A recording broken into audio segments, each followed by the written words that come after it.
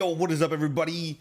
We are here with the new sports talk show, The Deep Dive. We got my guy, my co-host, Lions Den with us. We are gonna dive in deep. That's exactly what this is. We are going in. The show is going to be more than just stats, like a lot of others are doing it. They're doing stats, doing all this. We're going into the stories. We're getting in the nitty gritty, the dirty, and we're going to talk about the stuff that nobody else wants to talk about. So, our first thing we want to step into is we want to say Happy Veterans Day to all those who have served and put their life on the line so we can do these things that we are doing right now. So, we thank you. So, and our first topic is going to be 100%, man. Shout out to all my uncles out there, man, who served, all the veterans, all my friends, man. Shout out to y'all. Salute. Thank y'all for the service, man. Thank y'all for that service. so our first topic is going to be the man, the wild man himself, Cam Newton, going back home to Carolina. Take it away, bro. Let me hear it. I know you got something for this. Because you're from Carolina, so this might touch home here. let me go ahead and let y'all know. Let me let y'all know right now. I'm from Carolina, born and raised, but I'm not a Panther fan. But I love this right here, man. I love what's happening right now. You want to know why? Because I get tired every week in and week out. I hear Carolina Panther fans say, "Oh, we're gonna be the best. We got Sam Darnold this. We got Sam Darnold that. Forget Cam Newton. We don't need him." But now he's coming back. And it's like the tides turn so fast, man. They like, yo, man, we got Cam back. We going to the playoffs. Wait a minute, hold up. Still on a down slide. You still going down right now. You're not a playoff contending team. But the real question is how is he going to turn this team around? I mean, he's back reunited, Christian McCaffrey. We know that could be good, but Cam Newton is still Cam Newton. The dude can't throw 15 yards. Come on, man. He can throw deep, but he can't throw 15 yards. So we're going to have to see what he can really do for this team. I don't know. Matt Rule may be a good coach for him. Ron Rivera, they didn't too much click together. But again, Matt Rule may be the guy that can turn him around, get him to act together, make him take the towel off his head when he pouting when he throw the interception. So we just got to see. We got to see. So this is going to be fun.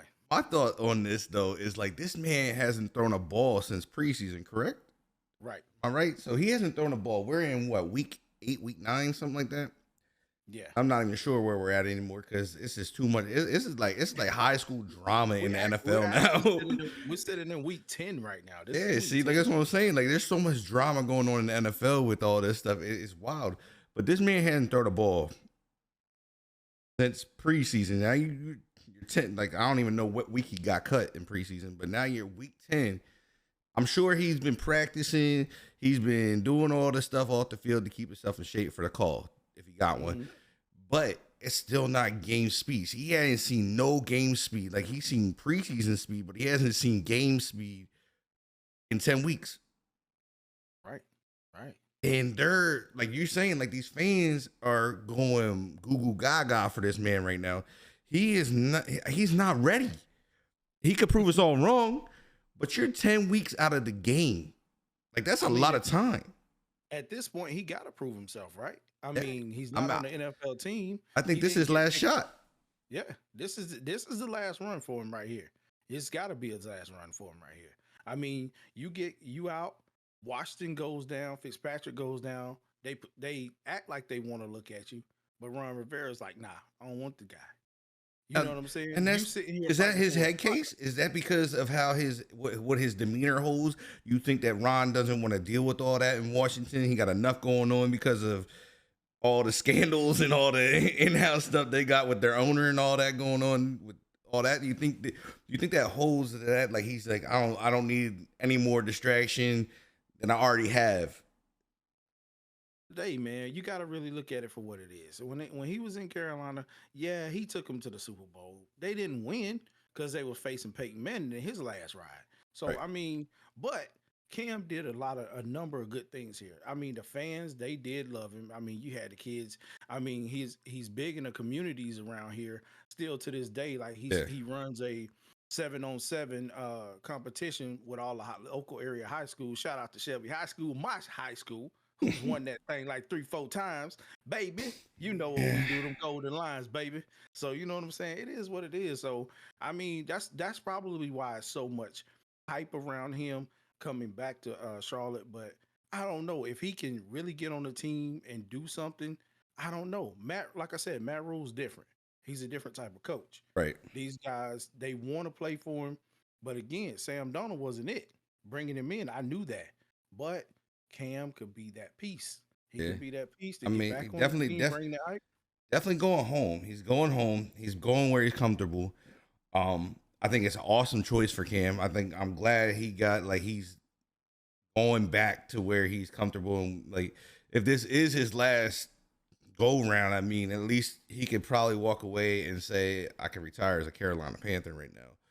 And my thing, I spoke about this with you, is that was my favorite thing about Cam, is that he was so big in the community. That was my favorite thing about him. I don't like all the other extracurricular stuff that he does, but I always thought he represented himself well inside communities. He's always trying to help bring a community up, help with kids and stuff like that. And that's the other side, is you're not seeing that side as much as you used to. I don't know if he hit a spot where he went from being this top dude and he just didn't handle it right when he fell off and he couldn't get back to where he was. I mean, that has a lot of effect on these players. I mean, let's be real here. Let's be real here. He did have baby mama drama too. Yeah. You got to throw that out there. He had the baby mama drama. So we knew when the baby mama drama hit, it was a lot that went behind it, man. He covered up a lot of stuff. But now, he's back and forth from Charlotte to Atlanta, where he has the cigar bar. Has he been smoking too many cigars to where we know Cam can't perform? Right. I mean, we do know also that he is against the vaccine. We do know that. But he has gotten it. Yes, he has gotten it. And a lot of people think that's when he fell off. So I don't know. I mean, it's going to be a thing to see. Honestly, we spoke on this earlier too, is that I hope he does have I hope he goes back and he has at least a half decent career and he can go out the way he wants and it's not a force out by the NFL. 100%. 100%. You never want to see that in a player. Nah, not at all. I mean, I think that's where what it started to feel like. It's like he was getting forced down. Nobody wanted to go to him. I mean, there was a lot of teams out here that were looking for quarterbacks. And everybody was all over with the Ron Rivera thing. Oh, he's going to go to Washington. And I'm like, he's not going to Washington. I stood beside it. I'm like, look, if Ron didn't take him right away, why would he take him now? You know what I mean? He brought Kyle Allen for a reason. Kyle Allen can't stay healthy. And there's something between them that nobody knows. That's what it is. To me, I feel like there's something between those two guys that happened that it's not all rainbow and sunshine between those two, because if it was, they would have been done click. He would have already been in Washington. Right. As soon as he went down and when Fitzpatrick went down, he definitely would have been picking him up. Right. He would have been picking him up right away, because I mean, he was the hottest quarterback that was out there. He was probably the best one to take at that time. Right. So that's the thing, man. You got to look at it. But again, I mean, I'm anxious to see what it's gonna bring, man. I'm pretty pumped for it. I'm glad. I mean, hopefully he keeps his head in check and he just goes and plays football like Cam can play. And he's just got to let the distractions go and not be the distraction. I think that's his biggest thing, is that he becomes this big distraction, and we know the Patriots don't do that. We don't have distractions, and I think that's kind of why they didn't sign Tom Brady back, because Tom was like, look, I'm not doing this what you want me to do. And then they just they're like, oh, okay, well, you don't want to do what Bill wants you to do, then you got to go. Right. And they weren't signing you. And I said, I think hopefully he does good. I mean, he's got some weapons down there. It's going to be a lot more weapons down there than he has down there than he did up at New England. I mean, They don't have a ton of receivers like they used to. So it's a little bit different. So I mean, he's got Robbie, he's got Christian McCaffrey, and I forget the other guy. He's got DJ Moore. I believe that's the other guy. Yeah. So he has some weapons down there to be successful. But the question is can Cam get out of his own way? Absolutely. That's what it's gonna take, man.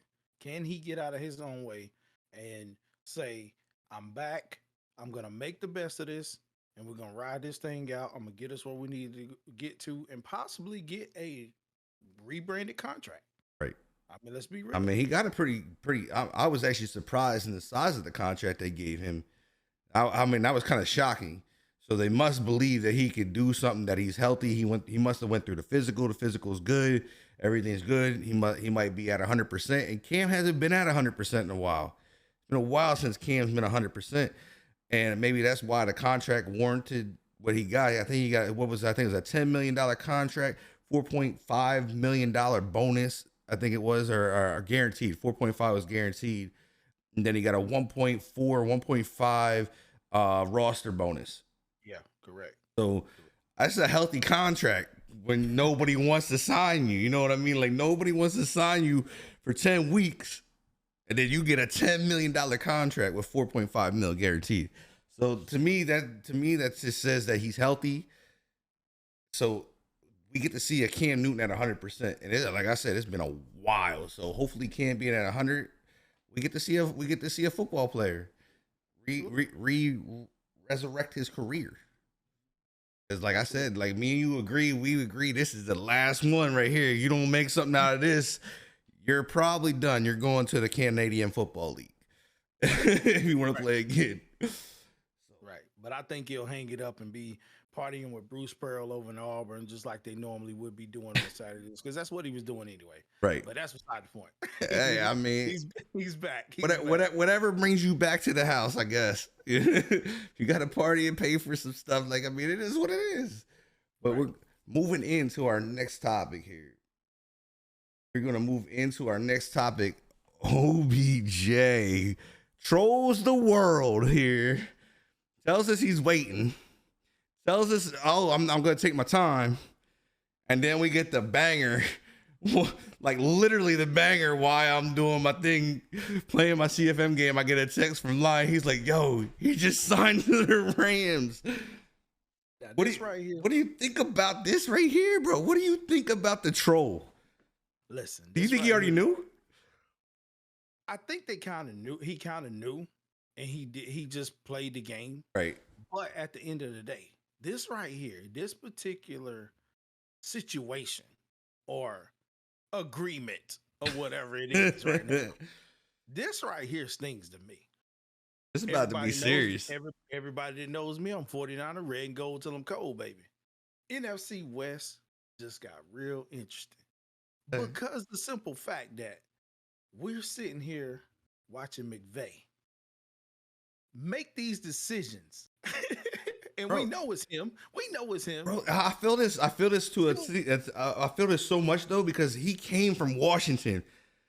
McVay came from Washington. Like, I knew when that man left, we lost power. We lost somebody that knew what he was doing. But still, man, just 2 weeks ago, you signed Von Miller.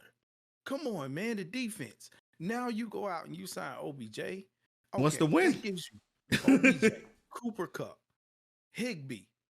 That has to be a problem. Come on, man. I mean, you got, and that gives you, I mean, don't forget about Darrell Henderson coming out of the backfield. They've been using him as a receiver. Right. He's so fast. This right here proves the fact that it'll prove everything that Tampa Bay did last year works. Right. Because Tampa Bay went out and built a team. Right. The Rams are in the process of building a Super Bowl team. Right. Do I want it to happen? No. No way do I want it. I don't want that in my division either. No, nobody wants to see that. I mean, you already got to face you got to face Aaron Donald twice a year, right? I mean, and that man ain't natural. He's not normal himself. Like, he's grabbing 3 people and throwing them out the way, and there ain't nothing they can do about it. See what this does right now, though. What this does for Matthew Stafford, man. People can say what they want about Matthew Stafford. He's never had this though. He didn't have these weapons in Detroit, man. They never fed him. Is gonna help him. Oh yeah, you're gonna see you're gonna see what he's made about. Absolutely. You're gonna see the real Matthew Stafford here. Absolutely. And that's the crazy part about it for me. Because we watched on Sunday, they got whooped. We watched Matthew Stafford was getting his butt whooped back there. Now this O-line has an incentive to sit back and protect him by any means necessary. Right. Because they know if they give him, you only need 3 seconds to throw the ball as a quarterback. Right. 1001, 1002, 1003. If he gets more than 3 seconds to throw that ball, it's a wrap. Oh man, somebody gonna make a play, man. Oh yeah, and it's gonna be very, very interesting. But like I said, it's a lot that's coming up with this. You just gotta hold on a minute. What's their schedule look like? Have you looked at their schedule? I have not got a shot to look at the Rams schedule since this happened because I was in the middle of everything. Well, I know they got us Monday night, and I'm not willing to watch that. So I'm not willing to watch that. Jeez. I'm not willing to watch that, man. I'm thinking that's probably going to be a massacre. But at the end of the day, I think they still can close out the season pretty easy. Let me see. I'm gonna get it up. He got a 1-year deal with them, so apparently it's finalized. He has a 1-year deal with them. I'm not seeing contract stuff. That's what I'm kind of looking. So they got us, of course, Monday night. Then they come back with the Packers. They got the Jaguars. Then they playing the leading divisional team right now, which is the Cardinals, the Seahawks, who we're going to probably touch on a little bit too, because Russ is coming back. And then you got the Vikings, you got the Ravens, and then you got us. So, I mean, they still have that right there. They got some potential wins. I'm definitely giving them 2 wins from us. I'm sorry. I got to give them 2 wins from us. I don't know about that. I see. To me, watching if I feel like you guys got a defense, if they can replicate what Tennessee just did to them, they got a shot. They got a shot at a win because Tennessee's defense did not let Stafford get comfortable at all back there. Like he was, like we said, that line just wasn't holding up. But the way a lot of these teams are playing. This makes the Rams that much dangerous. This is another guy. If OBJ can stay out of his own way, he could be a problem. I believe he could still do what he did in New York. I believe he still has that. Maybe not to the super high caliber that he was because he is getting older. We know what happens when you get older. But these are NFL stars. All they do is train. All they do is eat right. All they do is work. You know what I mean? So I believe if OBJ can just play football, don't fight with the field goal post things over there where they practice, stay away from fighting those because he got his ass whooped the last time he fought it. Right. If he can stay away from that, if he can making TikTok videos, if he could just play, I think he can get himself locked in. Get himself locked into another contract, same as Cam. If they can just get themselves out of their own way, they can lock themselves into another contract. And OBJ is going to be in a place where Matt Ryan's going to want to throw to him. He ain't going to be the Baker Mayfield that don't want to throw to a good receiver. I can't say great because Odell ain't caught a ball in I don't know how long now. You know what I mean? But that goes against that's Baker Mayfield and the coaches doing over there. They didn't want him there, so how do you when you look at OBJ here? So your coaching the coaches there, and they're basically not allowing you to come to practice. Mm-hmm. Like, why do they wait this long to let him go somewhere else? And they didn't even try. I don't believe they even tried to make a trade, did they? No. So you hold this guy pretty much hostage for 10 weeks on the team. You at some point in time, you knew you didn't want this guy. And this isn't just a recent 2-week, 3-week thing. I feel like there's more to this than what we are getting from anyone. And does that fuel you? Does that mess with his mentals where he's like, am I really good enough anymore? or what is going on that this team doesn't want me? Is it the quarterback and the coach's here? Hey, look, I don't want to throw the ball to this guy. If I do, I like he's just not what I want. You know what I mean? Like, so those are the things I've asked myself. But I think with what has surfaced already, with what a lot of people and like what we're hearing as well, and what we read, Mm, you had him and Baker Mayfield in the locker room. There's a little bit of tension there, so we could see possibly him going into the Rams locker room, and it's a teetotal 360-degree turn. right, Like he's welcomed. You right. know what I'm saying? One thing we do know for sure that he is not the number one guy. I thought that at one point, and I may be mistaken, correct me if I'm wrong, I heard that he wanted to be the number one guy. Like Rams, obviously, we know it's Cooper Cup. Right. But at the end of the day, if he definitely wants to be on a Super Bowl contending team, He I gonna have think to this take that gives him a seat. best shot. He's just gonna have Yeah, to take where it's at. this But definitely gives him a best shot, a good shot at it, right? 100%.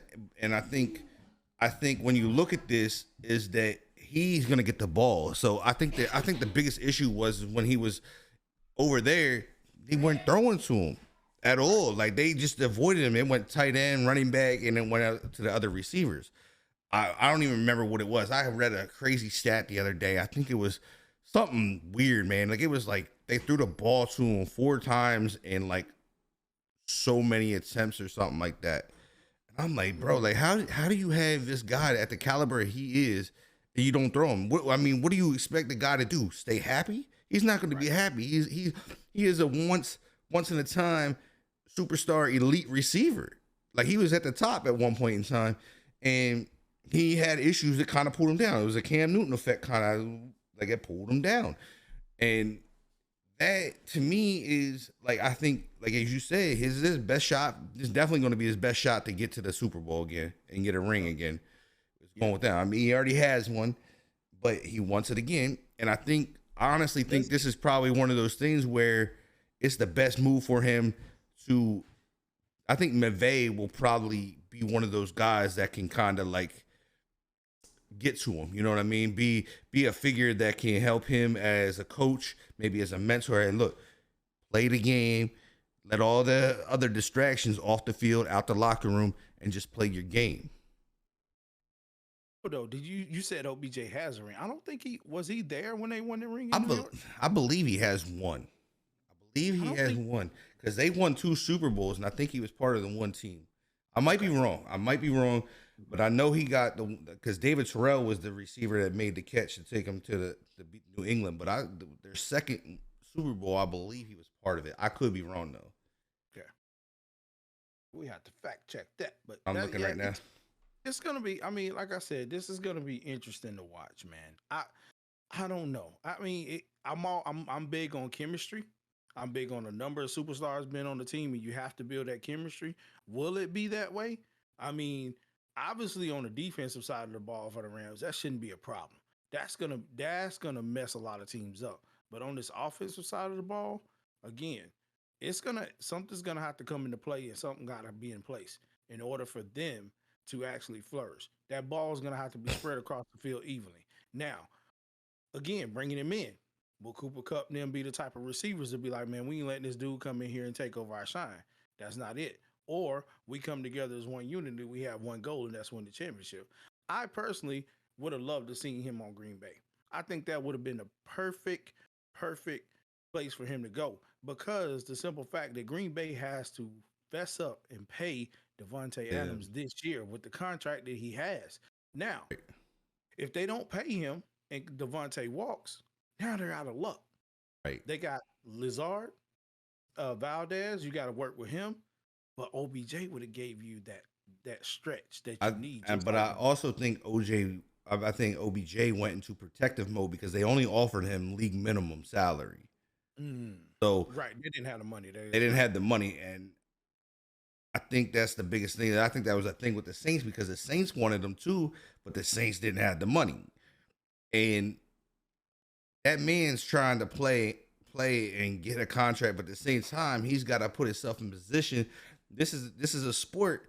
It's one good lick to the knee, one good cut to something goes, and you don't play again. You know what I mean? So I think that's what he looks at too. He's like, I'm getting up there in age.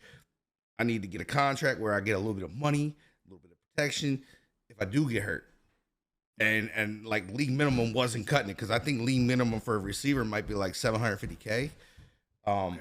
But I to correct myself, OBJ does not have a championship. Gotcha. Not there for it. Okay. But that was my thing too. Is like when we talked about it, is like he's not. I think that's honestly what it is. He went where he could get a little bit of money, more than league salary. Because I mean, he probably hasn't had a bonus in forever from the Browns. Because I know there was a thing in his contract at that time, performance bonuses. They all have them in all their contracts, so he probably wasn't touching any of that money and whatnot. So, like I said, I think it's a protection thing here for him. And I honestly think I think it's gonna be a good move because McVay is one of those guys. As we seen him let go of Deshaun Jackson. Yeah, Deshaun Jackson wanted out. Like he was like, "Look, I'm not fitting what you guys are doing here. That's Deshaun." But that's how Deshaun is. When Deshaun not happy no more, and he's not that guy, he got to move on. But Deshaun's on his way out. Like Deshaun ain't got much left. Like he gets hurt, bro. The Raiders picked him up. That could work for him. Can he stay healthy? Most likely not. That boy gets blown on lately, and he got a torn abdomen less than right. But I mean, so you look at this, as you say, you got Cooper Kupp, you got these weapons around him, but I think he's a receiver that fits Matthew Stafford. I think he's got a little bit more body to him than Cooper Kupp, a little bit bigger than Cooper Kupp. I think this is where he's got that guy now. Like he wants to throw it up. He could throw that thing up there, and we all know OBJ can jump and go get the ball. And I think this helps them in the red zone also because they don't have that target that can jump for the ball in the red zone. Like I mean, Cooper Kupp can get up, but he ain't getting up like OBJ does.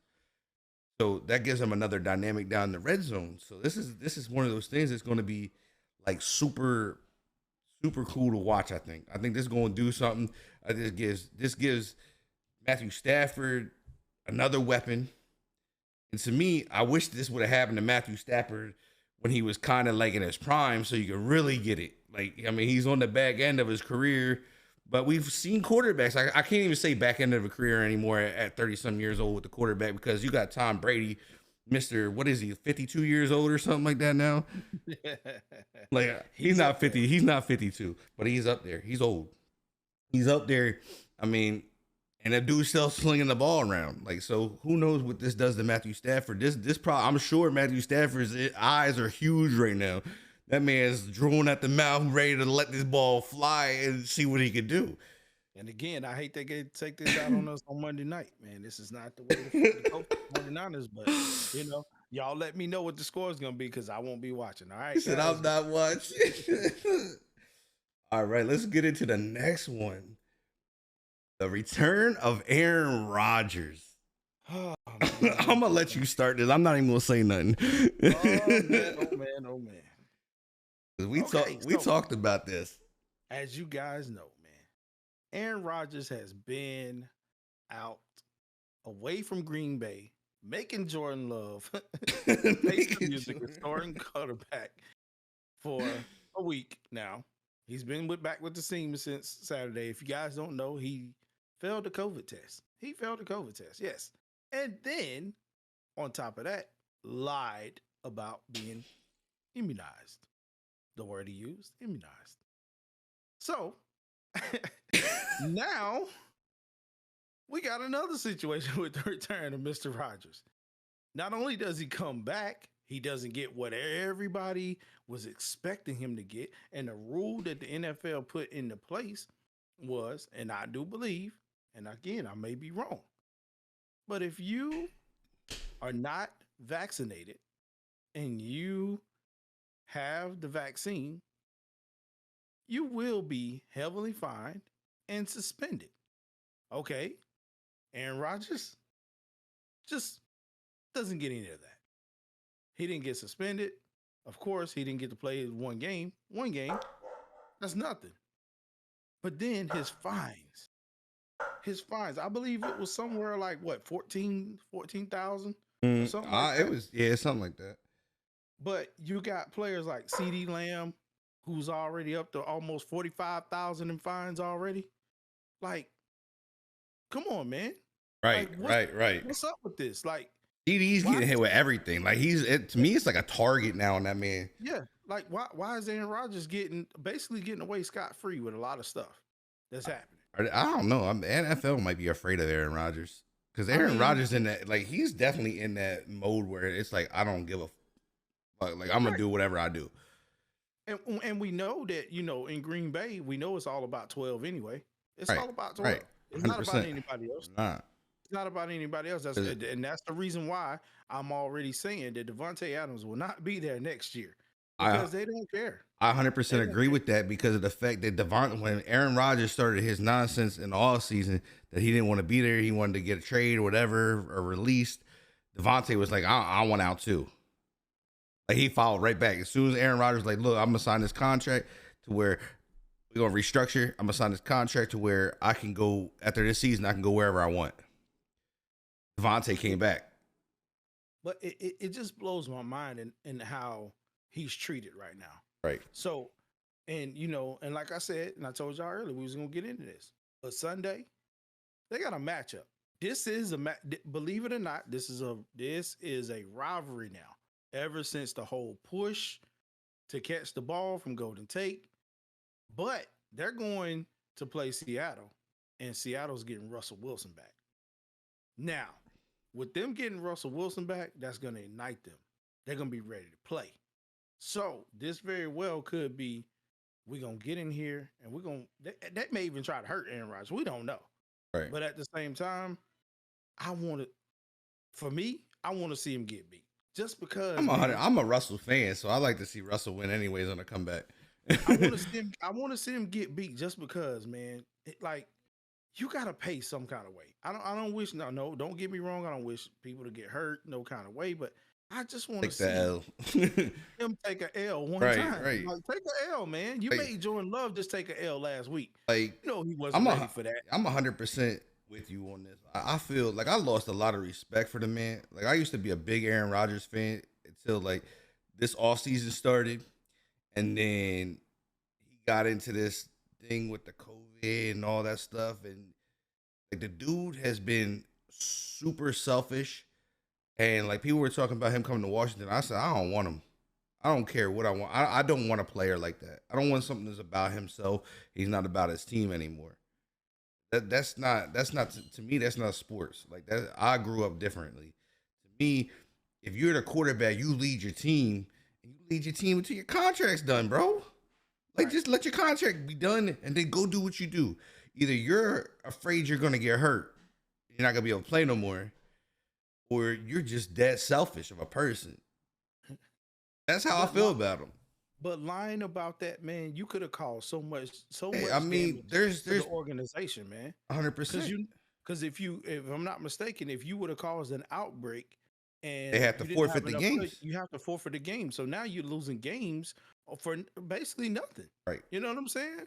Like, you're messing up people's chances to be a Super Bowl contending team, which Green Bay has the team to actually get there. Right? They do. Yep. I mean, the defense is strong. Rios, they're getting Kevin King back this week. Like, come on, man. Those DBs, they hungry. Preston out there rumbling. They got some. They got some young talent that's going to be good. Yeah. They have it. I think I honestly, to me, I feel like Aaron Rodgers has already sold himself. Like, he's already done with it. He don't care what happens. He's just going out, making his paycheck, and he's gone. And that's what the Pat McAfee show every day. Right. And like, to me, with the whole situation is the NFL fines Green Bay $300,000. Each player only receives a $15,000 fine. Like, how do you find a team? I get the team that they're underneath you. It's the teams. The teams, they got to control their players, whatever. But this man made his own judgment to go to the Halloween party, made the choice not to get the vaccine, and he made the choices of doing those things and putting his team in a bad spot. Like you said, that he's not receiving anything that any other players would have received. these dudes would have been suspended. They would have had monster fines. Like, why is there not a consistency across the NFL to find? Like, you gonna find CeeDee Lamb for everything under the blue? Why does he not get fined for not having whatever he's supposed to have and following protocol and all that stuff? Like I feel like if you're gonna have that in place, you have to, for it to mean anything and have any type of meaning and make people realize, look, we got to do this, or we have to do this, or we're getting this. Like, the NFL is not playing around, but apparently the NFL is not serious enough with it, because they're letting people, they're finding people for certain things, and certain players aren't getting the same treatment.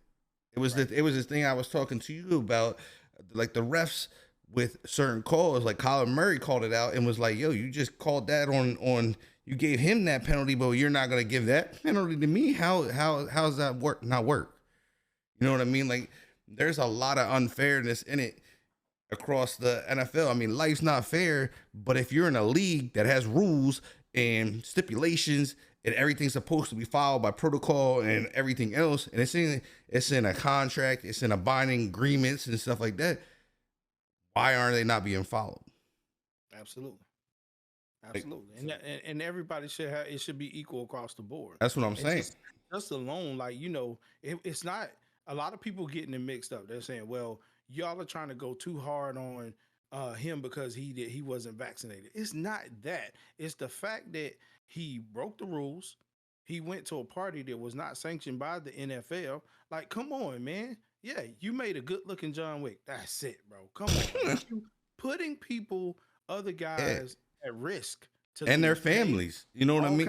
If one of those guys gets sick from the team because you made that dumbass choice, and you take that back and one of them gets sick, like, there's some NFL players that have health issues. Like, certain players, like, what was his name, that couldn't go to Denver from the Steelers? He could never go to Denver because the elevation messed with his blood or something like that. I forget what he had, but his blood would do something because of the elevation, so he can never play in Denver. Like, they have issues. Like, they're human beings. They aren't gorillas and perfect sculptured people. They work for that, but it doesn't mean they don't have issues, health issues and stuff like that. We see it all the time. Some of these guys get cancer and stuff. Like, if you send that back, man, like one of these family members, like you said, this guy gets sick because you made that choice. He takes it back to his grandmother that's already fighting cancer, somebody fighting cancer. You done killed that person. Yeah. That person's not surviving that. They're fighting already. You know what I mean? Like, and that's where I think the selfishness comes into it, is like, some people don't think about it.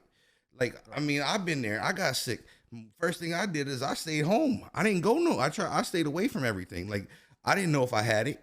I had the symptoms, but I stayed away from everything. I'm not running outside and going where everybody else is and trying to pass anything else on. You know what I mean? Like, and I think that's where this becomes more serious. It's like, you gotta, like I said, if you have this in place, you have to give him the same treatment you're gonna give somebody else. It don't matter if he's gonna be a Hall of Fame quarterback or not. Mm-hmm. Absolutely. You make the rule, go with it. Right. Wife falling down the stairs and stuff. But I mean, to cap this off, this topic off, we got him coming in. Do you see him losing right here? Do you see his team playing the same way for him? There's definitely going to be a difference. There's definitely going to be something that you'll see that may be a little thrown off. But again, you got to look at it like this. You're playing against a Seattle Seahawks team who's getting Russell Wilson back. Right. Amazing story. Right. Just had surgery on October 8th. That hand is back to normal. They said he's throwing spirals, good balls, all of that stuff. I mean, Pete Carroll was like giddy about it. So I'm sure I'd be giddy too, getting my star quarterback back. At this point, and then I think Carson's coming back too because he was out. So you literally, it's going to be a dogfight. It may be a dogfight, but I really see Seattle taking the edge. 100%. I agree with you on that. But really, like I said, the question is do you think Rodgers still commands team? Do they still do they still fall under him, or is there going to be players that be like, nah, man? I believe like this. There are certain teams in the NFL that if you don't perform, you get the boot. Right. That's the Cowboys, which we know Jerry Jones will get rid of anybody. Oh yeah. Green Bay is definitely one of them because it's all Besides about Aaron 12. Rodgers. It's all about 12. Right. It's all about 12. You're Right. gonna do what he tells you to do. That's how it works, man. Look at it. He didn't have a good relationship with Mike McCartney. Where's Mike McCartney now? Dallas Cowboy. There you go. Aaron Rodgers still at home. Right. He chilling. Right. So, I mean, it's either you do or you out.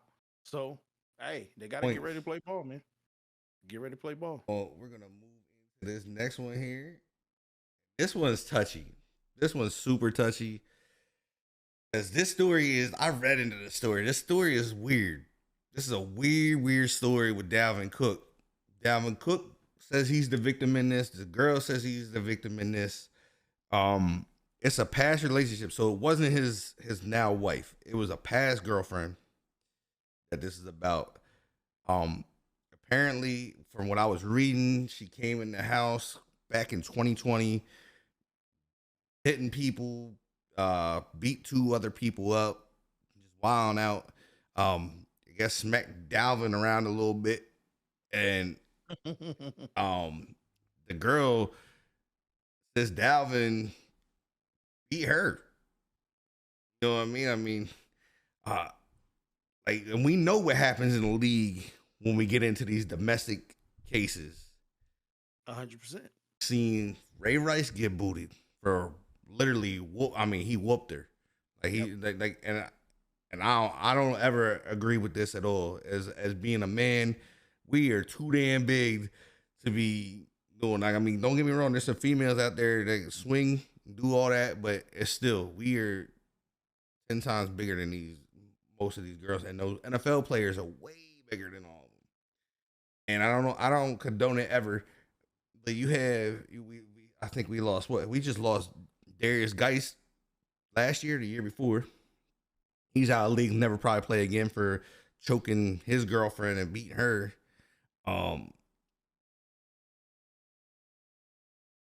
What can the NFL do to help these situations? Like, can you help these situations? Obviously, they can't have you. They can't tell you who to date. Right. They can't. That's solely up to you. But I am pretty sure after so many cases have fallen under this umbrella, they've already put things in place. Right. I mean, at this point, though, we really have to understand that this is real life. I mean, they're real people. We know that it can go both ways. We know that there are already studies out there that so many licks to the head can cause mental illnesses and stuff with players, so they're not in their right minds. I mean, granted, we've seen that with Richard Sherman. Come on, right, man. We seen that with him. And with AB, we see that. We seen what it did to Aaron Hernandez. Right. There's triggers that can happen, but we also know that in these days and times that females, and I'm not saying this to be, put on as bashing females, because I love my women, I love them to death, but sometimes they can push those buttons, and we also got to look at it from the standpoint of he has money, right. There's this whole culture, and things that have happened now when it becomes that some females, I ain't gonna say most, some females think it's all about the dollar. So you gonna pay me regardless. We seen countless numbers of celebrities get taken for money from these females and stuff like that. So I mean, like they saying, the truth will come out, so we'll know. But as a sports fan, as an NFL fan, we hope that Dalvin Cook didn't make the wrong decision in this game. Right. Because at the end of the day, that's it for you. Right. That's it for you. We all know it, man. It's definitely it, because they definitely are not. This is one situation where I do like what the NFL does, because the NFL does not play with domestic violence and abuse or anything like that. Like, I mean, we've seen Ray Rice. he never came back. Like it wasn't a team that would touch him. Right. Like he was reinstated, I believe, at one point. They didn't touch him. Nobody would. They just that was it. And then you have Darius Geis, not a team. That he's young. He's only 20. He's only what 20, 23, 24 years old. He still got wheels. He still got everything, all the tangibles, everything to be a good running back. Nobody's gonna touch him. Right. He's got rape charges. He's got he's got allegations of rape now on him. He's got domestic violence on him, and like he's got a lot. Like I mean, and these guys, I know it's a lot sometimes. I know things can get heavy, but I think in these situations, like these guys gotta think, bro. Like you got millions of dollars at stake. That millions of dollars is gonna set your family up. You know what I mean? That's setting. I don't know if it's because I'm older and I think about these things or what it is, but I honestly, in certain situations, you don't know what you're gonna do, but at the same time, I think you have to think about those things. Like every moment's got to be like, yo, I can't do this, I can't do that, and that's definitely stressful. But I'm sure that the NFL has something in place. Hey, look, this is what's going on. I need help with this situation. But I don't think those guys take that step. I think a lot of those guys that don't get the extra help that they need sometimes. Like I think it takes away from feeling maybe it takes away from them feeling like a man. A lot of us hold a lot of pride. We hold a lot of we don't want it. Nah, we can handle this. But by the time they're handling it, they done made the wrong mistake. Right. And it's taking. There's always a thing, man, for myself. Like again, I'm a little older in the game now, so like you said, I think different. I act different. I do different. But there's a thing, man, and I knew it as well. You play football. I play football as well. When you get inside that bull in the ring, you got that mentality, and that's all you know is to beat that man on the next side of the other side of the ball. It just becomes a norm. Right. So when it becomes a norm, you build up with that pride, and you're like, nothing can touch me. Right. Nothing can absolutely touch me. And so going into these situations in life, you don't know how to take it because you think I'm better than everybody. I'm God. Right. You know what I'm saying? Nah, that's not it, man. You still gotta abide by the rules. You still gotta abide by the law, like all this other stuff. But see, my thing is with these guys, man, is that I know for sure that they should have things in place for NFL, and some of them they do to help them. But they, like you said, their pride gets in the way. But at the end of the day, you got to think, I got millions in my hands. Yeah, I mean, there's somebody out here that want that, man. That wanna they wanna touch $1, let alone they wanna touch a penny. They can't even do that. Right. So you got to understand, man. You got the whole world in your hands. Right. And when you boil down and make a mistake like that, to have it all wiped away, man, that's crazy. It is. Like, I mean, Ray Rice was making, I think Ray Rice was making like 30-some million or some crazy number. And I don't know what he was making. I can't remember back that far. My mind don't work like that. Oh, age caught up. But like my thing is do you think that it's the responsibility of some of these older guys that have been around the league, the Hall of Famers, the ones that have been through the thick and thin, maybe experience some of this stuff, to sit down with these younger guys and have a class or something, like maybe twice a month or something with these guys, sit down with them. Hey, look, you can invest your money here. You could do these things. If you need help, we have these options for you. If you're in this situation, this is how you can handle this situation.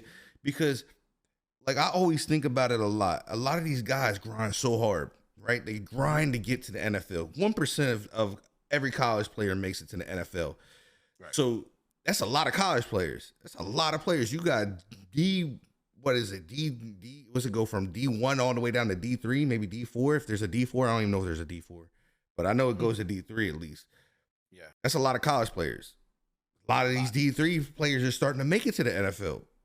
Like they're getting pulled, they're getting drafted. Some of them, but in that same frame, it's like some of these guys that are coming in are coming from the hood. They're coming from the country where there ain't nothing. Like I don't want to just specify like the hood and all that. Or they're coming from poverty where they don't have that, and they're young. Right. super young. A lot of these guys, like, I mean, look at our guy Ruggs, 22 years old, making millions. Made one bad decision, it took somebody's life, almost took I think his wife's life or his girlfriend from getting drunk, driving, crashed his car. Career's over. Absolutely. And is there ever a thought that maybe the NFL takes away, stops paying these guys so much money right off the rip? Is there a way that they can limit what they can pay these guys and maybe have them not be able to go out and just be crazy with money? Because, I mean, there's a lot of guys. There's a lot of guys that lost everything. I mean, Clinton Portis, that man went bankrupt. One of the top running backs in the NFL, bankrupt. But and just got charged and got charged with federal something with insurance or some shit like that.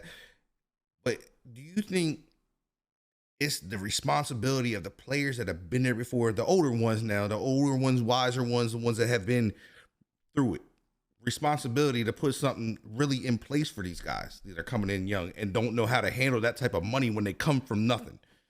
Well, like my man with a mic said in the chat, there are seminars at the beginning when they first come into the league. I do remember actually sitting and watching clips of that. Like you had like Herm Edwards and all. Yeah, I do remember that, but I'm saying throughout the season, like that's not enough for me as a rookie. Like throughout the season, it's going to be a little different. Now let's put it in perspective and say, well, if we got the opening seminars, that's why I think it is very important to have the veteran leaderships on the team. 100%. Like veteran leadership goes a long way, not just on the field, but off the field as well. There's been a number of guys that's been influenced by that veteran leadership. Mm-hmm. I mean, a lot of teams, they try to go young and they don't have that.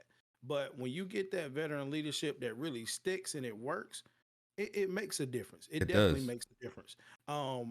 Could the NFL put something in play to where they, have like a, I don't know, like a veteran, some kind of veteran leadership team person or something like that? I would imagine so.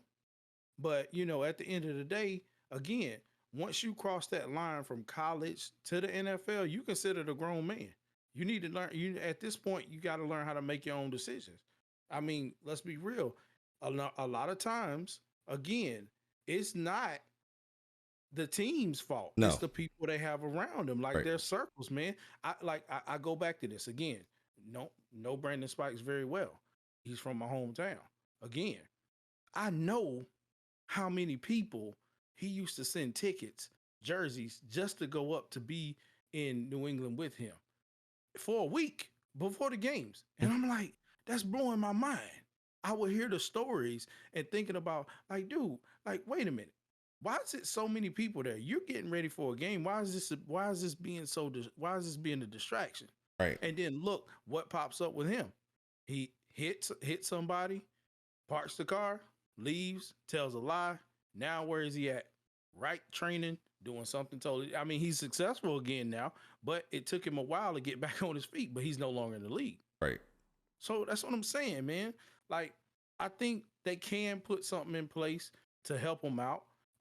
That will be something golden, but at the same time, we don't know. Yeah, I mean, you make a point too, Mike. There is that situation, but like I don't think there's enough. Like you start with a rookie and back in training camp or something like that. That's not enough because guys, if it's a rookie. Like, you don't know what the rookie's going to do. Yeah, you know what he did in college, but you don't know if he's going to be good. I mean, we see how many busts happen year after year after year that are supposed to be the guy. Mm-hmm. So you got to, I think there's got to be something that you put in place that you're talking about domestic violence. You're talking about drinking and driving. I mean, you know what I mean? Like there's so many avenues for these guys to get in trouble, especially when they got money. Especially when you got that type of money. You, as you stated, you're on top of the world. Can't be touched. But I think they need to be But that's the point. The times are different. They have to pull that back. You're running a business and understanding, like you said, with the leadership of a veteran. I think that's where you have to, like, these teams, they want to go young and whatnot. But if you don't have that present, there's nobody to lead these kids the right way. These are kids coming into a league of millions of dollars, and everything going to be given to them, especially if they hit. If they hit, like Henry Ruggs was. Henry Ruggs was on his way, boy. He was about to be, he was about to be that dude. Yeah, and he definitely was going to get paid. And he made that one mistake. And it's not saying, and I don't hold that mistake against him. Even though he won 100, he was doing the speed that he was doing. He was that intoxicated. I don't know what was happening before then. I don't know if he had an argument with his wife and he just jumped in the car and went. It doesn't make it right. I'm not backing him up because what he did was wrong. But I'm saying, because those teams, they have a ton of money. They have a ton of money, and they got numbers you can call. Mm-hmm. And a limo will pick you up. Yep. We all know that. So these are the things. It's like, he's young, and I know at 22, my mind didn't work like that. You know what I mean? Like, I did dumb shit, and I ain't never killed nobody or nothing like that from my dumb mistakes. Like, I don't drink and drive, never have, but I've gotten in cars with people that were drinking. That's just as bad. You know what I mean? Like, that's my life in line. That's a whole bunch of other people's lives in line. And it's one of those things, I think, I think that the NFL has to put more stuff in place to give these guys maybe more than just, oh yeah, this is what's going to happen, this is how it's going to happen, and da-da-da. No, you got to give them an outlet. Like, you don't know. Like, nobody's going to know what Ruggs was going on. You know me, everybody has demons.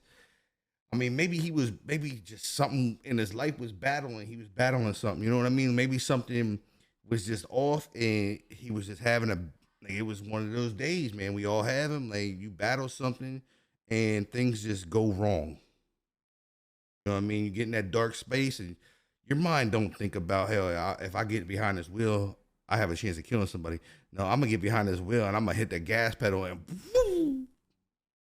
And like, that's the thing. And that's the thing that I talk about. Like, that's what the whole gist of it is like, they gotta do more for these guys. Like, there's so many, and it's at a high rate now, I feel, in the NFL, that these guys are domestic violence. They're doing the dumb things. Domestic violence, I feel, has rose itself in the NFL a lot. Yeah. A lot. Like, we didn't hear about it back in the day. I mean, a lot of it was probably covered up back in the day, but nowadays you can't hide it. There's cameras everywhere. No matter what you're doing, man, there's cameras everywhere. Like, Sherman's own wife had a camera. I mean, maybe to protect herself because he was losing his mind at that time. And once that video goes out, you can never get it back. You can never take it down. You can never remove it. Somebody somewhere will always have that video. But again, that's where we have to pay attention to what's real and what's not. And that's where what's really going on with the players. Man. And that's where I'm at with this right here is Dalvin Cook didn't want to speak on it. He didn't want to go into it. And I think it's a good move that he doesn't speak on it and let his lawyer do whatever he has to do. And hopefully we see that, like you said earlier, that he didn't whoop this girl's ass. Right. And he keeps to be able to play, and he keeps to do all that stuff. Like, it's social media, man. Social media is going to catch every move you make, especially when you're in that kind of spotlight. I mean, they caught Dwayne Haskins getting punched in the mouth by his wife and losing a tooth. You know what I mean? Like, it's everywhere. It doesn't matter how you try to cover it up, what you got around you. Somebody somewhere, they realize who you are. Boom, their phone's on. They're recording every step you take. 100%. 100%. So we just hope I hope it doesn't come out. Right, man. right. I hope it turns out good for him, man. That's all. We needed to turn out good for once, man. There's a lot that hasn't turned out good lately. Right. I mean, 100%. you got a lot of these guys. I mean, like the Raiders also just cut another guy. Like, the Raiders are a mess right now. Cutting Arnetta. He was threatening to kill people or something. Called on social media. See you, bye. And he's at the top of his game. It's wild. But going into our next topic. What type of taunting warrants a fine? This is a big one that me and you spent some time on this together talking about this because of the fines that are coming out. And this to me is it's crazy because you're asking these guys to have aggression. You're asking them to knock people's heads off left and right on defense. And then you're asking these other guys to take hits, receivers to take hits. You're asking these guys to just be nonstop monsters on the field. But then they wave their hand, come on, and they get a $15,000 fine. Is this the NFL?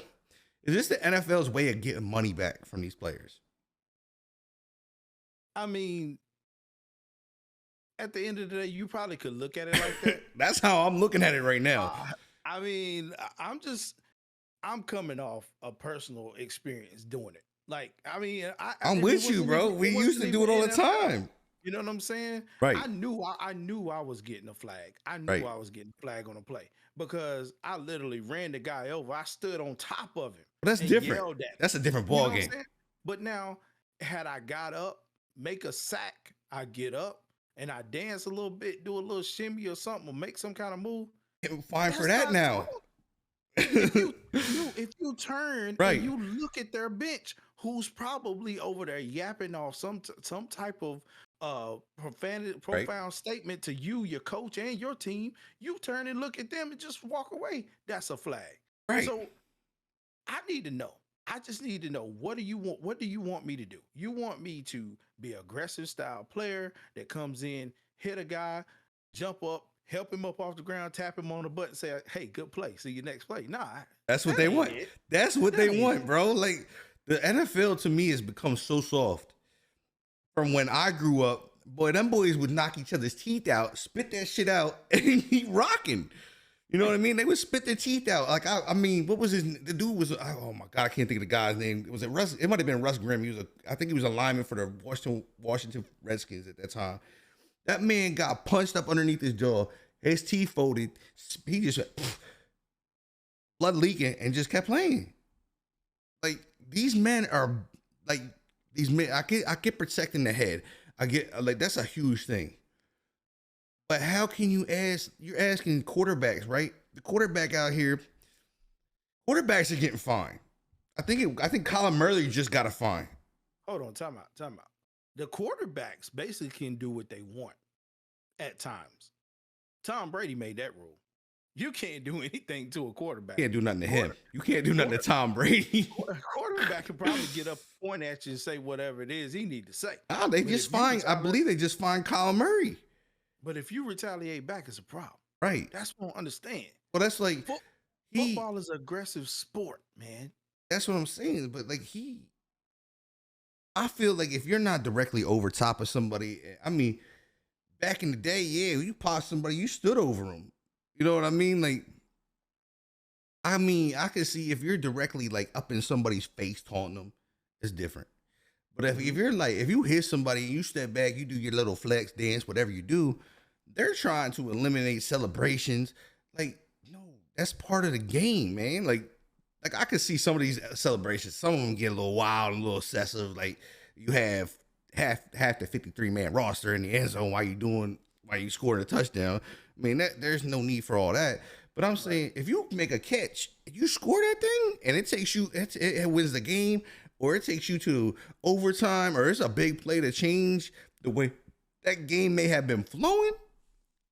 Like, yeah, let it go, bro. Like, it's to the point. Like, I think it was Kyle Murray. I can't remember who it was, but the quarterback faces, but their linebackers is 50 some pounds, 260 pounds. They run 4 540s.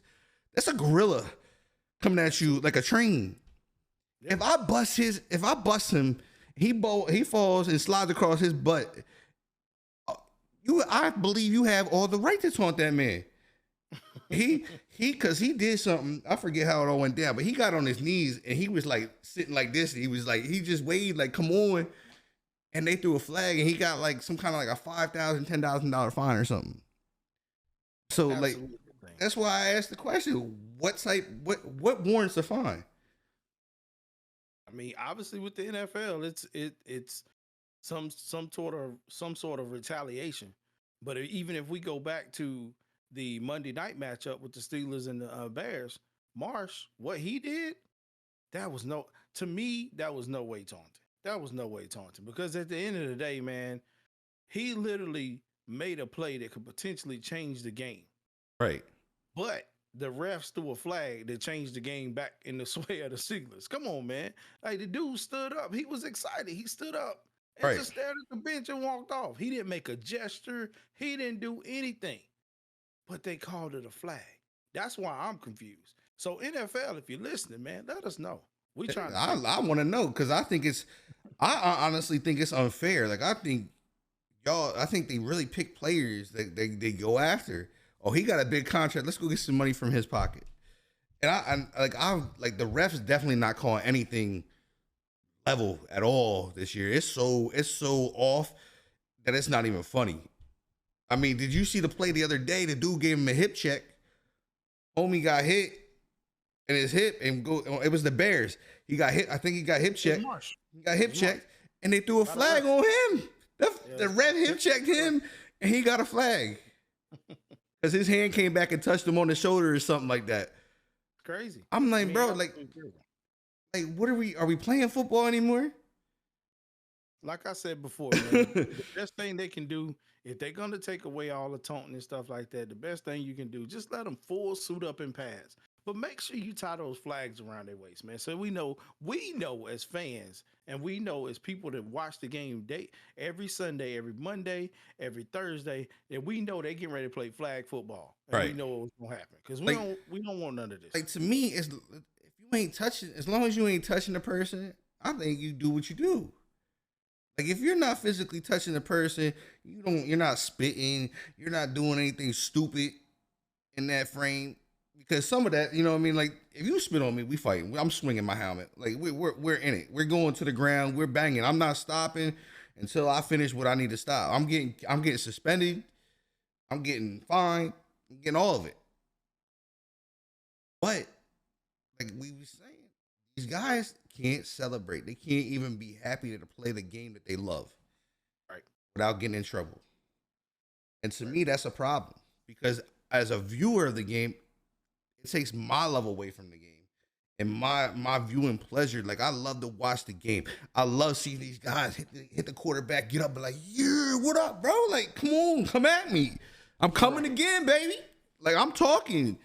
If you ain't physically hurting somebody or physically smacking somebody upside their head or something like that, just let them play football, man.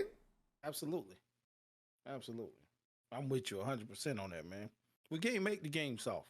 The game is soft, though. Like, honestly, can you agree with me with that? Is the game soft now? Oh, it definitely is. 100%. It took kickoff returns away. One of the highlights of the game. It changed the game. You know what I mean? You had Deion Sanders. You had Hester. You know what I mean? You don't get to see that type of play no more. You don't get to see them dudes hit 100-mile-an-hour, 100 and some yard runs anymore. Like to me, you can't even hit. I love that they really work with the helmet thing and targeting of the head because we see what that's been doing to a lot of players. I agree with that. But there's times like they'll blast them in their shoulders and their chest and they're like, oh, you hit them too hard.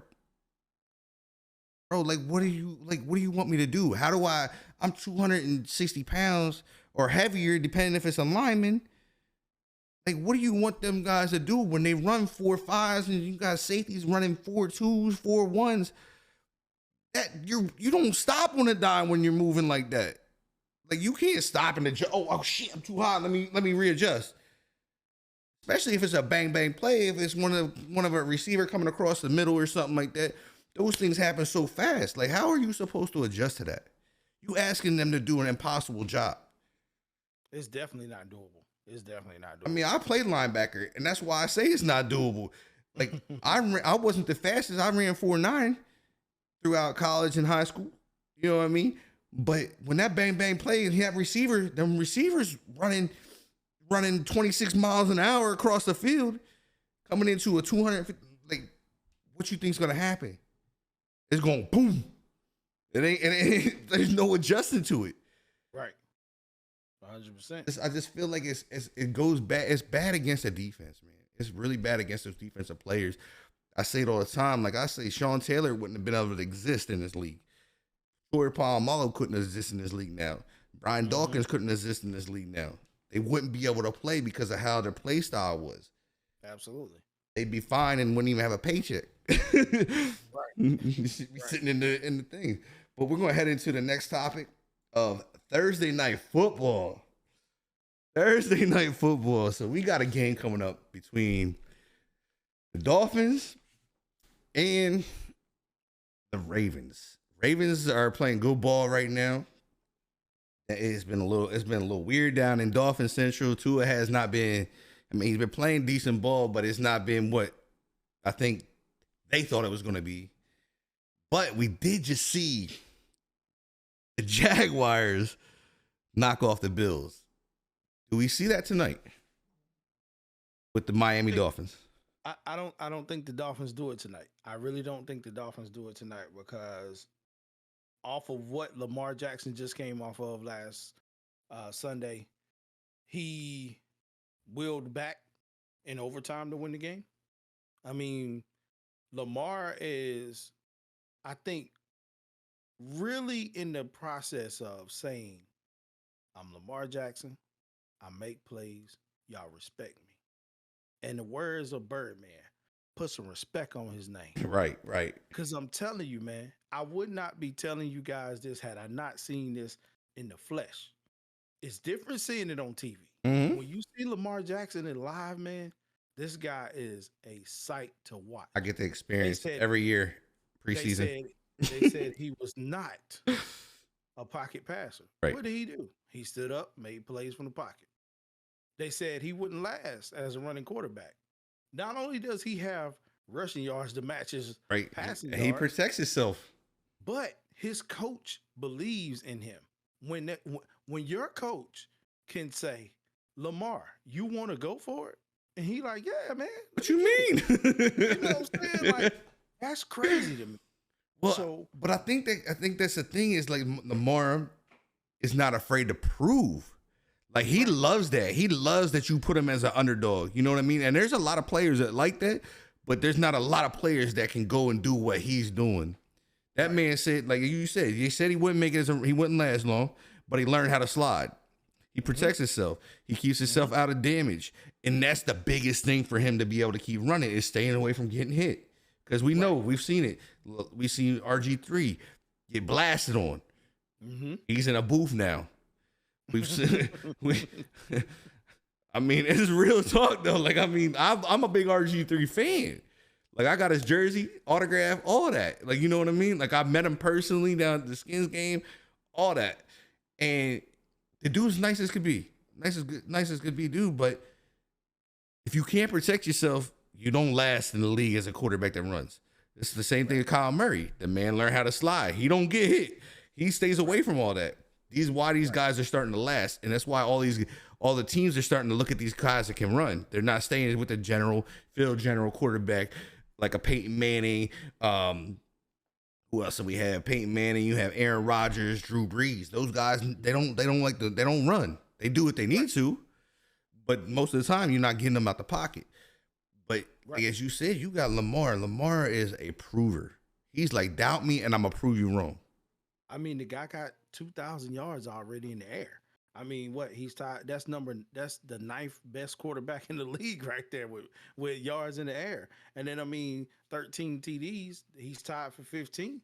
Like, what else do you want from What's up, him? Trixie? Like, what else do you want from him?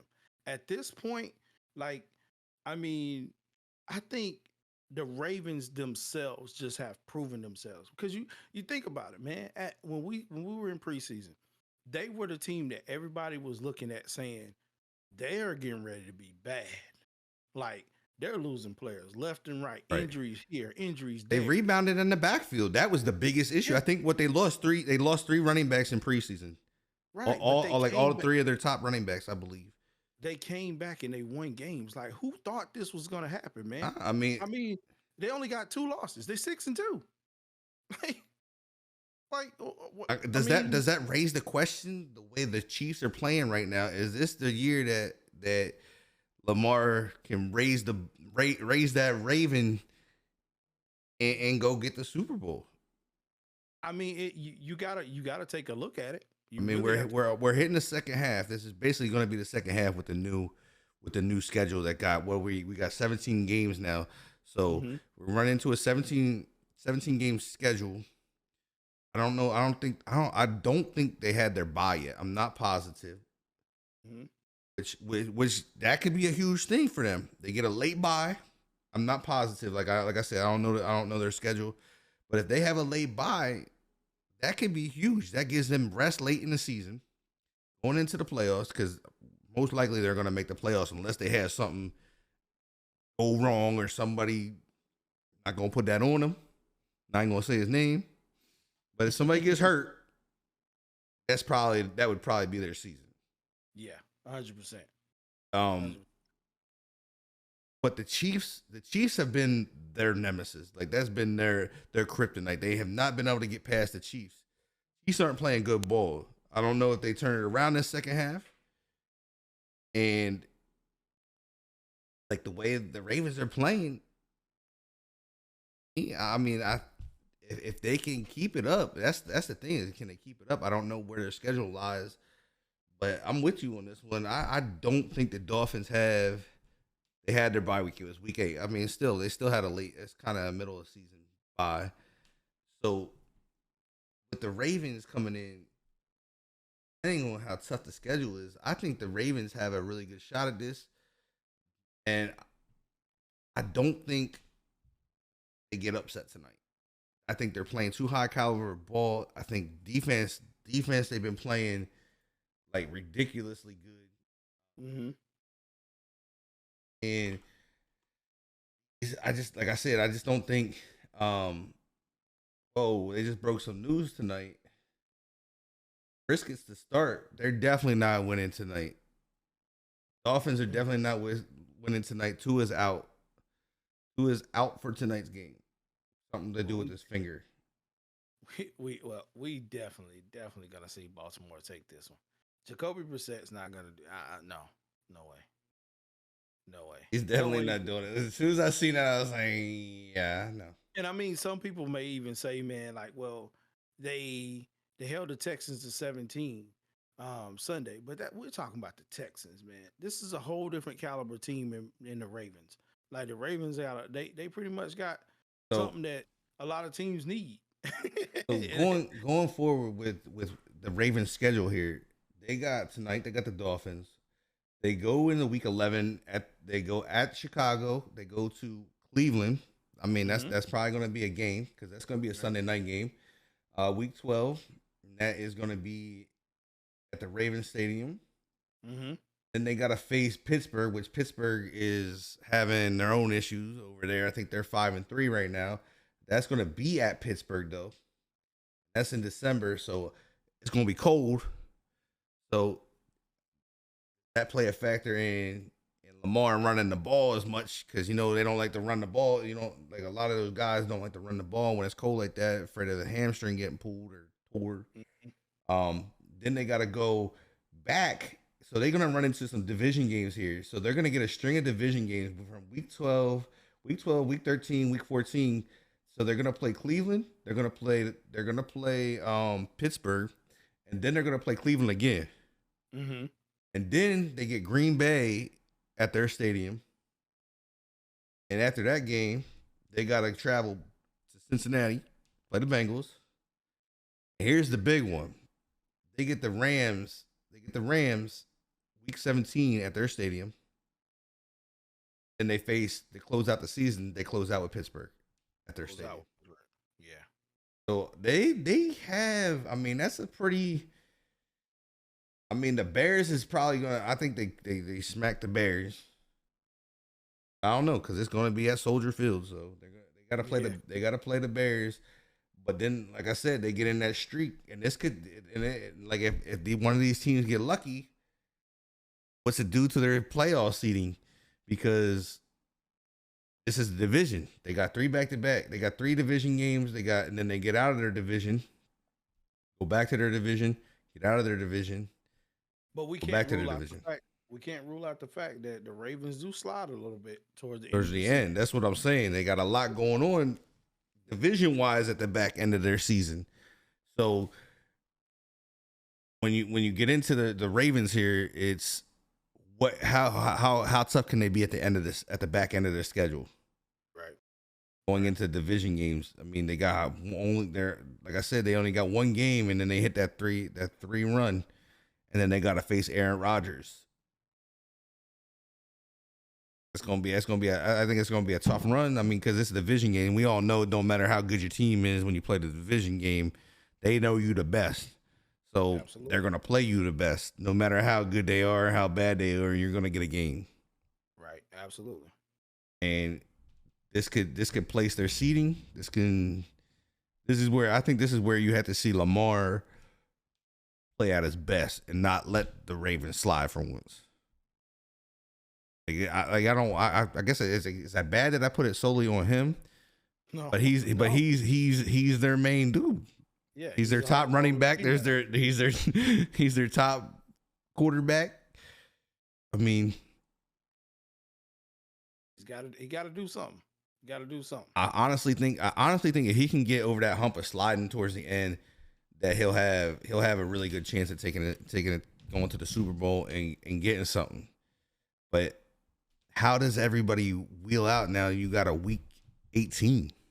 How are we feeling towards the end of that season? You know what I mean? How I mean, like 3 division games, people tend to get hurt in the division games because they go harder for some reason.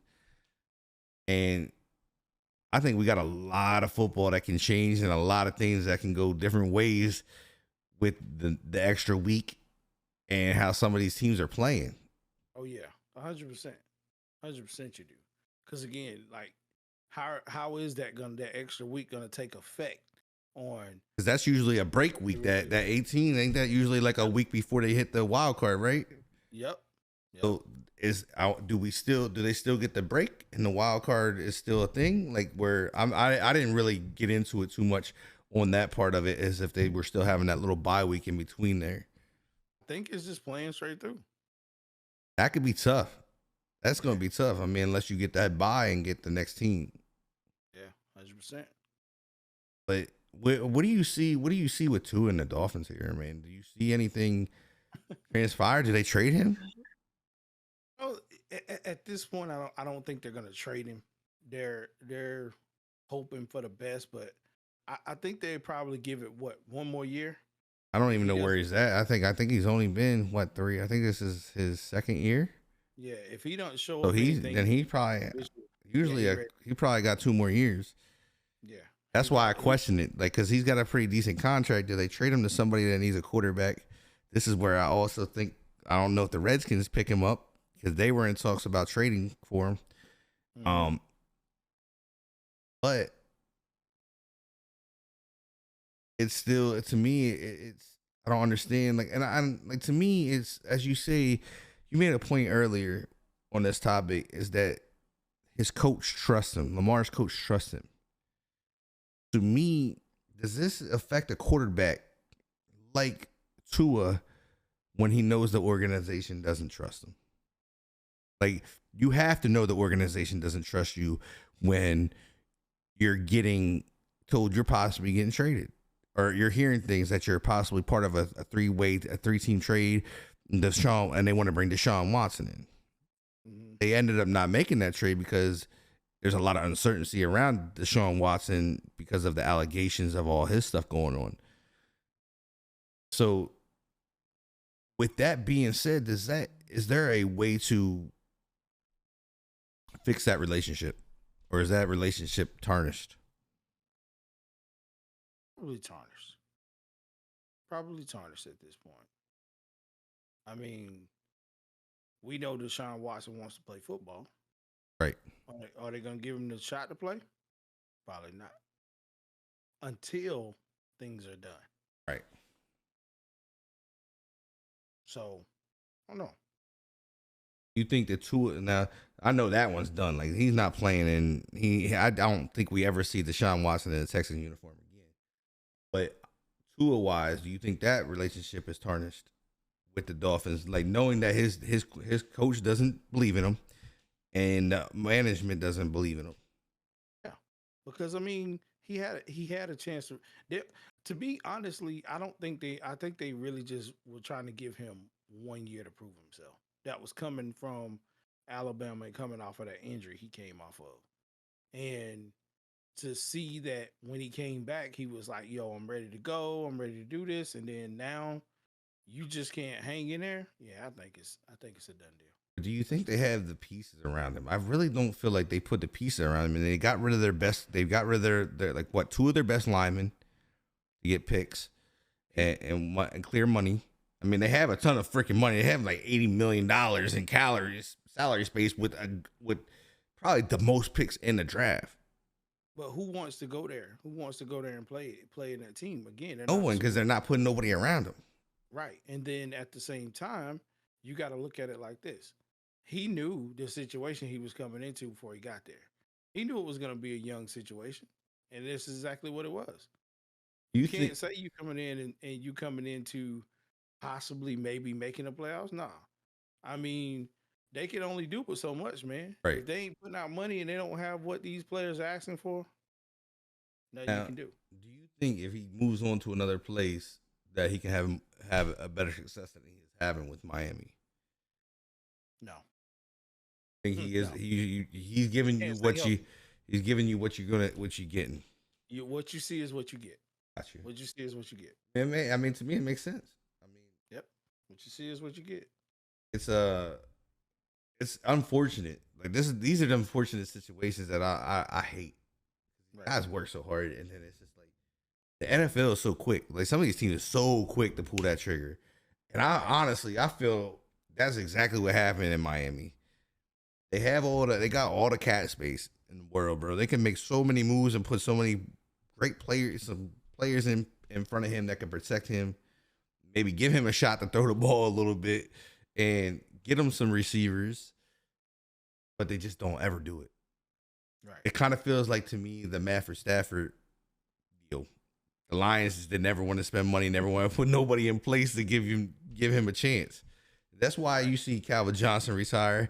That's why you see Barry Sanders retire. They was over it. They're like, look, I'm out here killing myself for y'all, and you're not giving me anybody else to help me. But again, Matthew Stafford, you got to look at it like this. Matthew Stafford and Tua, that's two different quarterbacks. Oh, that's 100% two different quarterbacks. I agree 100%. I am not comparing those two. The only thing I'm comparing is the situation between the two of being in Detroit and being in Miami. They don't want to put nobody around. They don't want to spend the money. When they have it, like they've had almost $100 million in cap space the past 2 seasons. Like, what are you doing? You want to win or you want to lose? Draft picks, man. It's all about draft picks right now. But they get rid of them. They was trying to get rid of Xavier Howard. Maybe they trying to move the team out of Miami. I don't know. And they got rid of their best receiver and sent him to Cleveland. Then they send their best left tackle to the Texans. Like, I mean, to me, you just want to lose. You want to put asses in the seat and make some money, or you want to lose every game and look like the clowns of the South. I mean, I don't know. It's confusing to me. But we're both taking Baltimore tonight. And I think it's going to be left at that because now they got Brissett playing like it's over. Yeah. Tell the Dolphins not to even to get dressed. Just go home.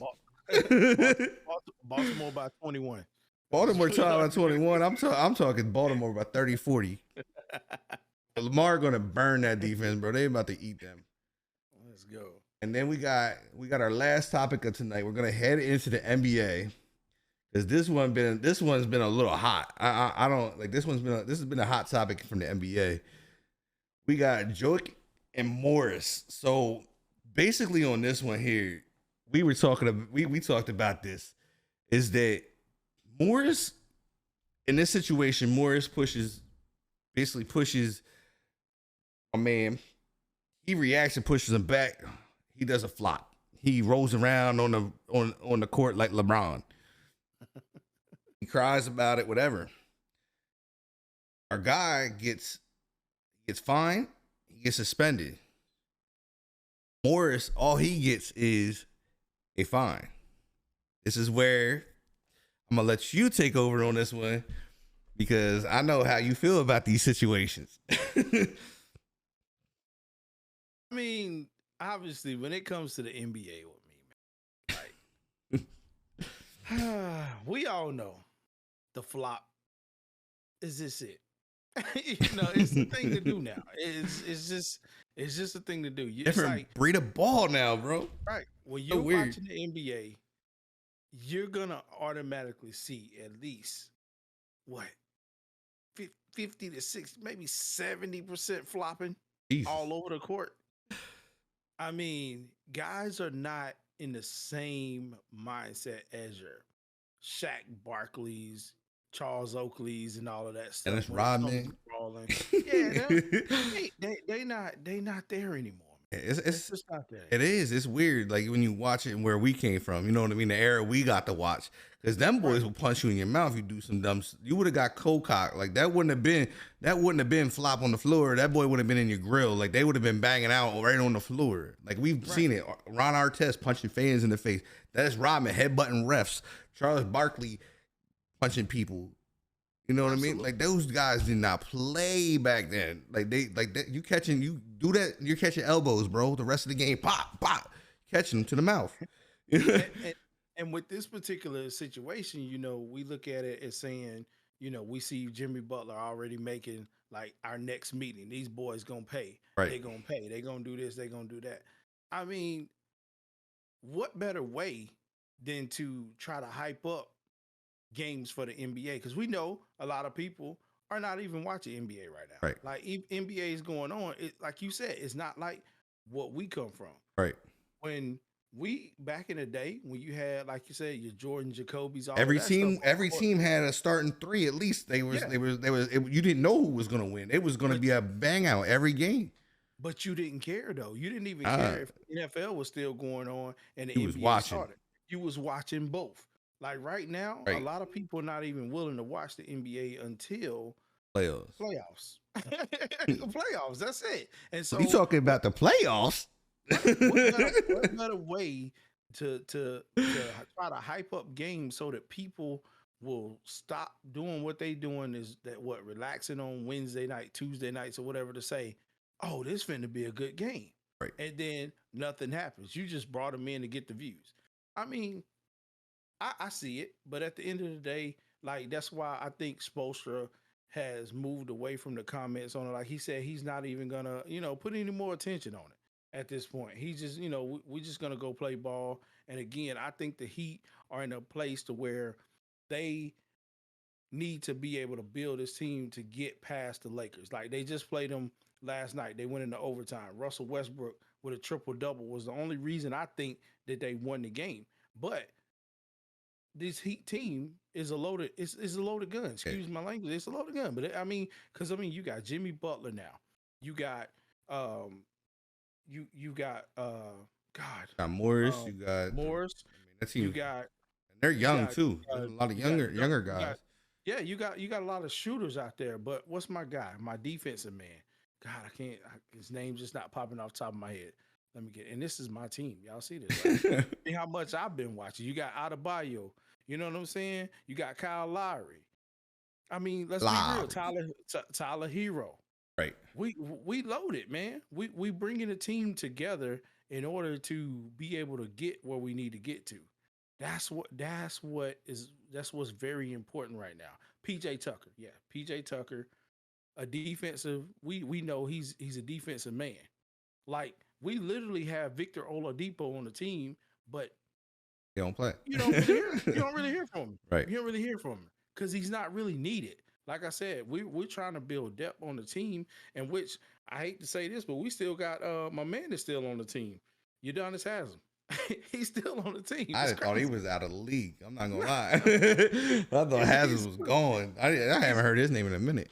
I think he's still on the team. He's doing something with the team, but they don't list him, but he's still there just in case they need him. With Morris being like, this is your team, so do you agree the way they handled this, where they gave, since Morris was the instigator of this, He instigated. The other guy just retaliated.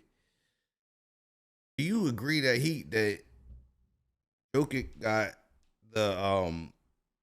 fined and got suspended, but Morris only got fined, being the one that started the whole shit? You know what? I really think that they should just be at this point, again, with the way flopping is going, both of them should get the same. They really should get I mean, same. I feel the same. I mean, he definitely started. He did it first. Other dude just to get it. And then what do you do with Jimmy Butler, dude? I mean, Jimmy Butler, like, I love Jimmy Butler. I'm a Jimmy Butler fan from the Bulls. I hate that they let that man go, but it is what it is. I hate it. I love Jimmy Butler, but at the same time, you have to protect the integrity of the game, I think, sometimes. And Jimmy Butler out there yelling, "Come see me in the back. Come on, I'm gonna beat you." You can read his lips, and he's telling you, "We're gonna beat your," you know what I mean? He out here like this, beep, beep, beep. Right. And do you think it warrants a fine to Jimmy Butler? Not saying like a crazy fine, but hey, look, chill out, bro. This ain't backyard. This ain't prison basketball. This ain't the outside courts. Again, going back to what I said earlier, what better way to have people to come and watch the NBA right now? I get it. We all get it. know, man, that just alone, what ESPN, Fox, or whoever can take that clip and show it, and somebody's just sitting there watching, and they can put some underneath and say, "Oh, big rivalry brewing with all of this, Jimmy Butler starting." Now, when the Heat play the Nuggets, I'm trying to watch that because I want to see what's gonna happen. Right. And then nothing happens. What, Jimmy gonna give you 32 and 10? I mean, come on, that's about it. But I mean, the question would be: is do they put Morris on our guy here? Do they play Morris versus him again? Are they going to be in the same vicinity, or are they going to try to like stay away from the matchup? Me knowing Spoelstra, is not even going to be a matchup between them two. He's going to try to keep it away as much as he can. Spoelstra's the type of coach, man. He loves to play conservative. So at the same time, so he's not no Tom Thibodeau. He's not going to go at it like that, man. Those Spoelstra, his style of coaching is definitely conservative. You won't see it. You definitely won't see it. I just like, it's just, to me, it just didn't make sense when I seen the fine come out, and I'm like, bro, he's the one that started it, but I get he retaliated, but how are you not gonna give them the same thing? You kicked them both out the game. Literally, they both got ejected. Right. So they both get ejected. They both did the same thing. How are you not spinning the other guy? I mean, it's just crazy. It's crazy. I mean, he had a little bit. What, his fine probably was a little bit more. Was it like 50, I can't remember the two fines. I forget the numbers, but I'm just like, to me, like, you find them both, you kick them both out the game. Either leave it at that, or you go and suspend them. You suspend them both. Make a statement. True, but NBA is not gonna do that. We know that for sure. And they're scared of that life nowadays. We know that for sure. They are scared of that life. Adam Silver's like, nah, just keep it light. We good. We good. We good. That's our last topic for the night, man. I appreciate everybody turning in. We are going to be back Monday morning. Let me get that right. Let me pull it back. Monday morning at 11:30 a.m. You're gonna find us on our guy Lions channel for that one. It's gonna rotate back and forth because we're both working the sports program, and it's the way that we wanted. We decided we wanted to do it. That way, it gives us both equal. Both our communities get to be a part of it and get to see it. Hopefully it'll grow a little bit. Like, I mean, we are in a lot that we don't want to be, time slot. So we're gonna try. We're putting ourselves at 11:30. It's gonna be like that lunchtime sports talk. It's gonna be every Wednesday and Monday. As of right now, we are going to be adding some extra stuff in. Like, if we find a game that we want to do like a sidecast with, we're both going to jump on a sidecast together. And bring a different element to the sidecasting. If there's any topics, you guys are welcome to hit our DMs that you guys would want us to talk about. Anything, like I said, we're diving deep. It's not just going to be statistics. Of course, we're going to talk about the games over the weekend on Monday, going into Monday night. Then Wednesday we'll be talking about Thursday night. We'll at least be touching on those things. We're trying to do is get the big news and trying to make sense of what is going on. Because sports are wild right now. Sports are it's crazy. It is crazy. But like I said, guys, keep out and look out for it. We have a lot coming from this. We've really been putting our heads into it. Me and him are on a phone call almost every day, trying to like do different types of thoughts. Like, hey, like this one's good, this one's not. Blah blah blah. Trust me, we really put a lot of time into it, and we appreciate you guys that have shown up and stayed in. We're chatting. Hopefully, we can get it rocking in that time slot, and it takes off. But like I said, guys, that's the last one. Let Lion do his little role. Man, real quick, man, I just want to appreciate thank you for coming up with this idea, man, and putting this together for the team, bruh. For the team. You know what I'm saying? It's been a team effort. It's definitely been good. Thank y'all. Thank everybody that came out tonight, man. I know it was like kind of like a short notice and we just getting it together. But again, like he said, we're going to be rocking these out on Mondays and Wednesdays. It'll be the 11:30 a.m. It's a weird time. It almost don't come out your mouth right. we know you. Some of y'all will probably be at work. Some of y'all just chilling. If you want to just lunch break, baby, lunch break. Listen to it in your ear, man. Hey, we appreciate all of that. But again, thank you guys so very much for being in attendance, chatting tonight, man. We really do appreciate it. But we look forward to seeing y'all again on Monday, man. Monday, where it's gonna get even juicier. It's gonna get even better. We're gonna keep bringing the fire. We're gonna keep bringing the heat. Going deep, baby. That's what she said.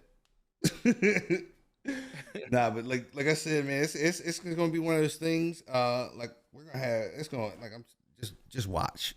I ain't gonna say no more. Just watch. See what happens.